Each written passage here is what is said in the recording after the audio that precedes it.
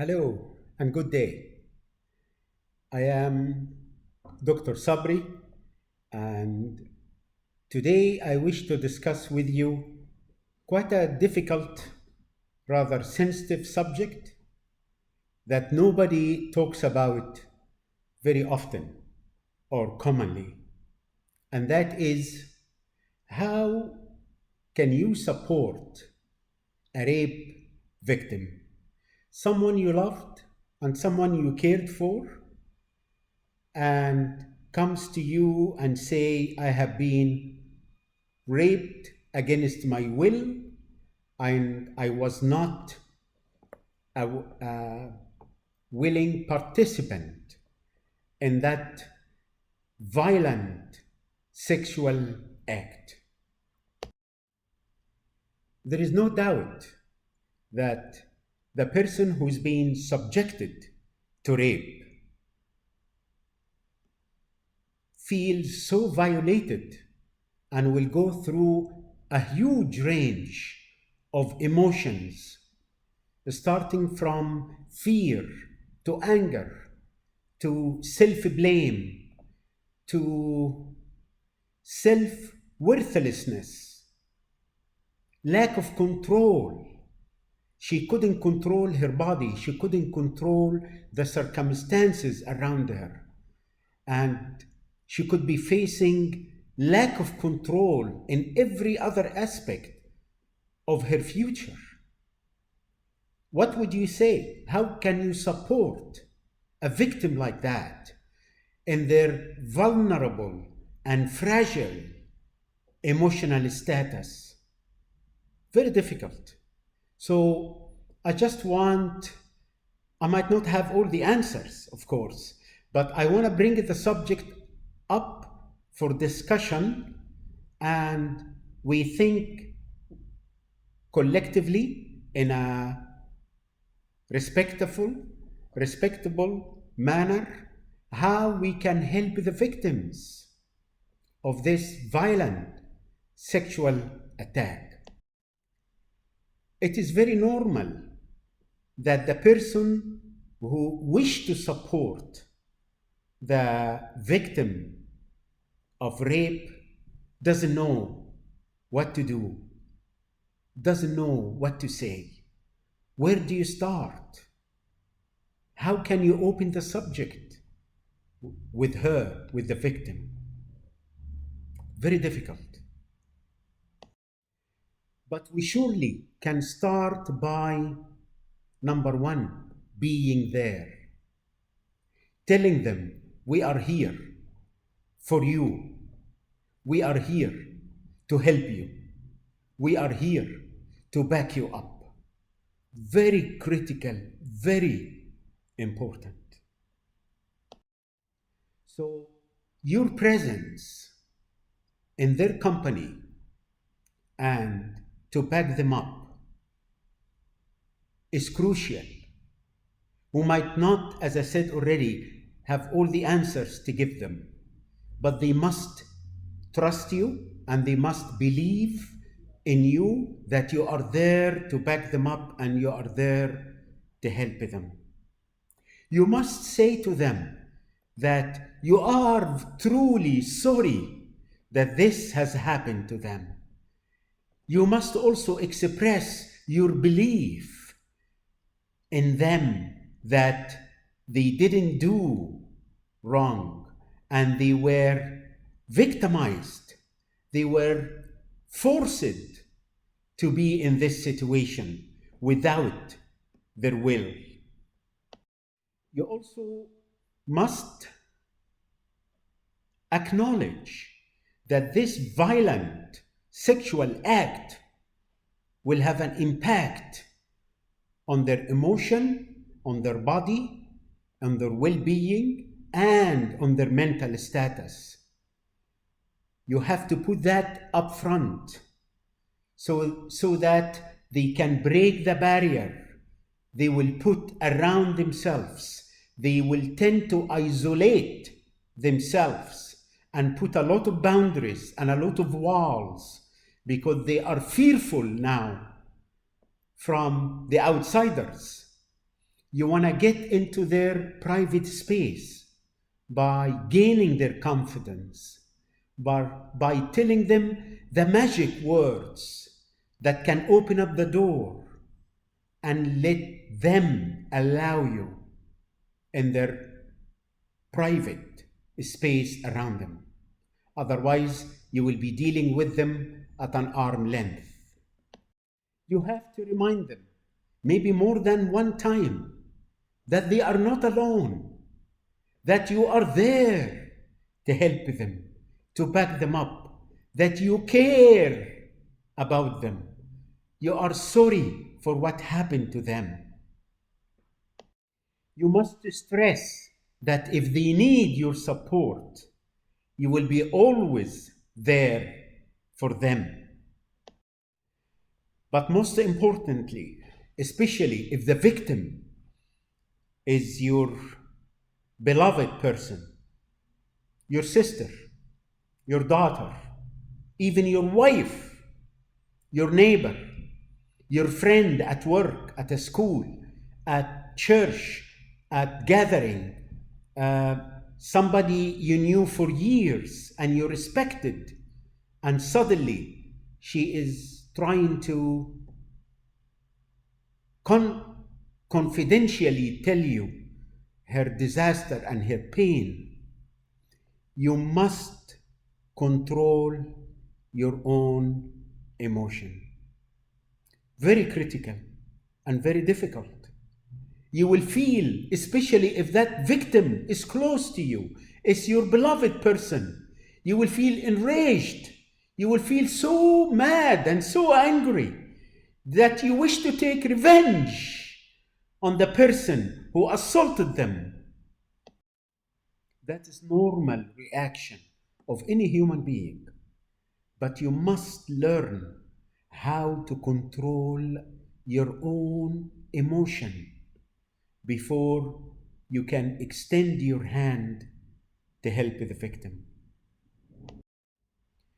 After you control your own emotion, after you do not show your anger and your wish for revenge, then you have to bring yourself to a calm level. It is critical that you, the supporter, you remain calm if you truly wish to help the rape or the sexually assaulted victim who is close to you and close to your heart. After you control your emotion, the second thing is you must learn how to listen to them. Listen, not just giving them an ear, but you have to be actively listening. And very important that you are not judgmental. You do not judge her. She is in deep crisis. You have to understand that. And when you know that she is in deep crisis and when you control your emotion, then you have to listen attentively. You have to listen without judging her. You have to listen and appear neutral. Even if you are not inside, you must control how you show your emotion and how you show yourself. Don't start by giving a lot of advice and you should do this and you should do that and you should do the other thing. Don't do that. You have to learn what a verbal and non-verbal support. So if I lean forward from my seat towards the victim, she will feel I want to be close to her. Although I haven't said a word, this is non-verbal support. Maintain eye contact with your victim friend. A little smile every now and then is very important, is a reassuring to the person in front of you who is hurtful and in pain. It is natural and human in nature that you tend to throw out a lot of threats against the perpetrator. Again, please refrain from doing that. You will make the victim more anxious. You are not going to relieve her tension.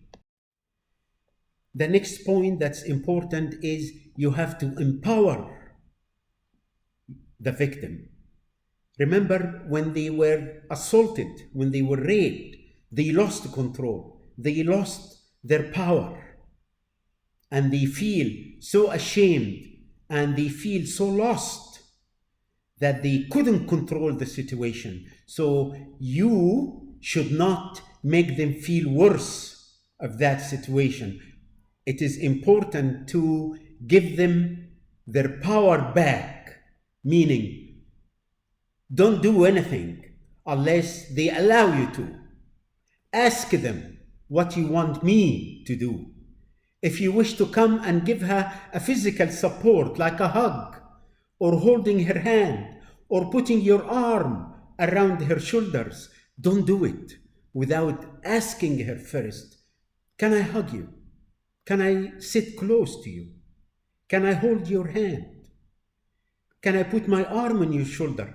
There is no harm at all, regardless the relationship between you and the victim, that you should know your limit and you should try to empower her and give her the time to say yes or no, or not now, or perhaps later.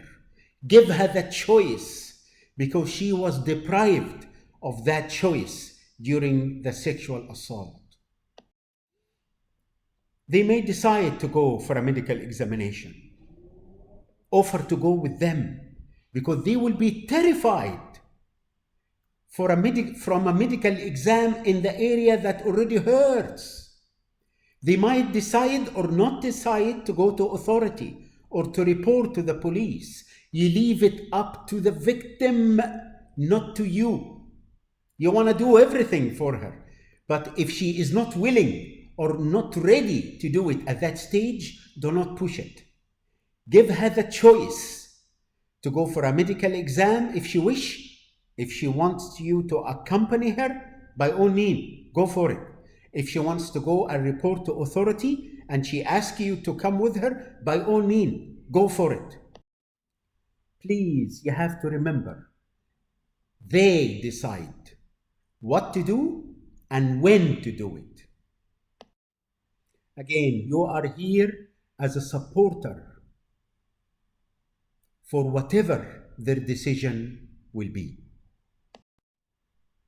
Next point is very critical, to remain their confidentiality.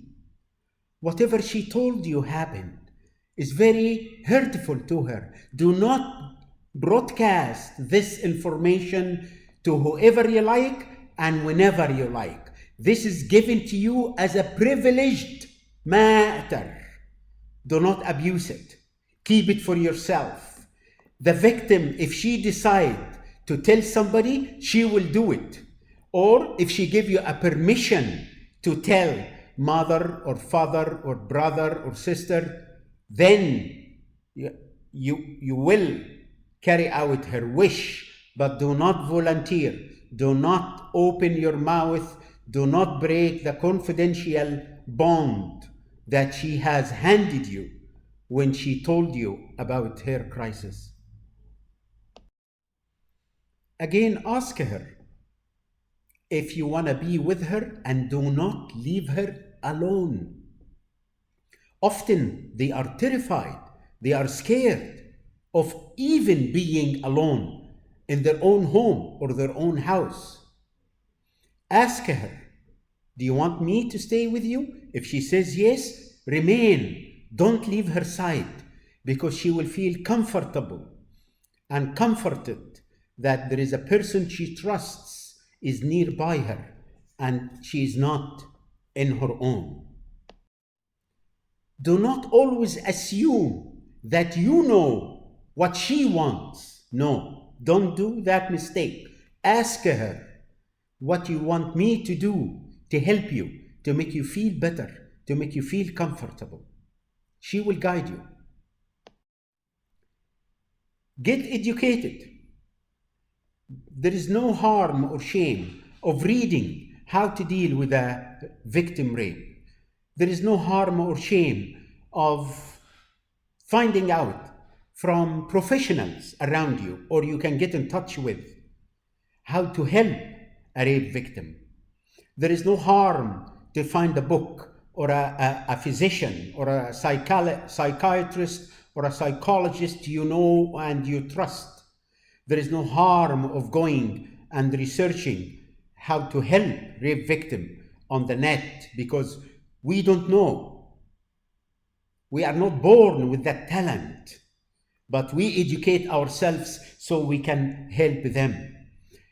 Give her the advice only of seeking counseling from someone who is experienced and familiar with rape victim and has done it before. Lastly, I want you to watch for what are the red flags that can indicate there is seriousness, or her condition is not improving, is getting worse, and it requires an intervention, like change in eating habit. She doesn't come to breakfast, lunch, and supper anymore. Change in sleeping pattern. She's scared to go to sleep, or she wakes up from nightmares screaming, or she has flashback of the problem and the difficult time she's gone through. She starts to cry all the time with no obvious reason, but you know what is the problem burning her inside and making her cry. She started to talk about death and she wants to die. She is now at a risk of suicide or hurting herself. Very grave sign. Do not ignore these signs. She started to ignore what used to be joyful to her. She couldn't go to work. She couldn't play her favorite sport. She couldn't finish the story or the book she was reading. All these are red flags. Do not ignore it. But right away, start to seek intervention. Start to tell her we should go and request a physician or a doctor or a psychiatrist or a psychologist to chat with you. I will be there with you holding your hand, but we have to take action. Don't wait until the last minute. If she agrees to go along with you and seek counseling or medical attention, great. She might refuse, she might not be ready, but you are the watchful eye. And if you think the condition is worsening and she hasn't eaten for 2 or 3 days and she's still declining any medical or counseling advice, or you truly think she could harm herself, you go and take action on her behalf. Even if you call 911, you could save her life. You could save her life. I hope I have given you at least few minutes of guidance how to help these sad and miserable and ashamed victim of this unusual crime. And in our world today, sexual assault could be on the rising. But be supportive. Be a good listener. Keep her secret to yourself. Be there for her. Encourage her to go for help. It takes a long time to convert a person from a victim to a survivor. You are there on the road until she recovers and becomes a survivor. God bless you all. Bye.